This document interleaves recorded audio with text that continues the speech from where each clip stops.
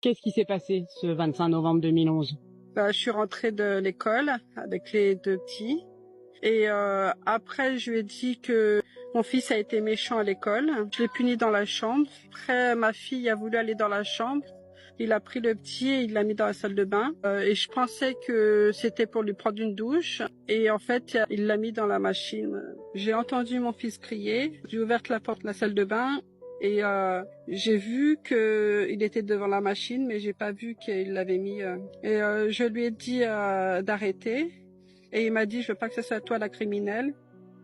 Et je lui ai dit, il y aura pas de criminel si tu l'enlèves. Et il a pas voulu l'enlever. Pour moi, complice, c'est que je l'ai aidé à faire le crime. Or, je l'ai pas aidé, j'ai tenté, au contraire, de sauver mon fils.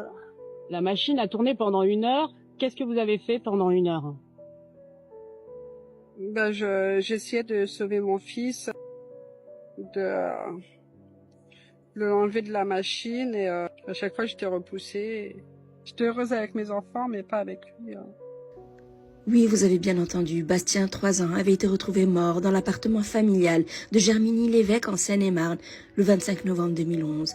Pour s'être mal comporté à l'école, le garçon avait été, en guise de punition, fermé par son père dans le lave-linge qui avait ensuite été allumé. Il y est resté 30 à 60 minutes. Il avait trouvé la mort alors que son père était sur son ordinateur et que sa mère, Charlène Cotte, faisait des puzzles avec Maude, fille aînée alors âgée de 5 ans. Peine plus lourde qu'en première instance. Après délibération à Paris, s'était livré à un détournement de conscience, l'attention de la sœur de Bastien pendant la phase cruciale du crime, l'empêchant de réagir.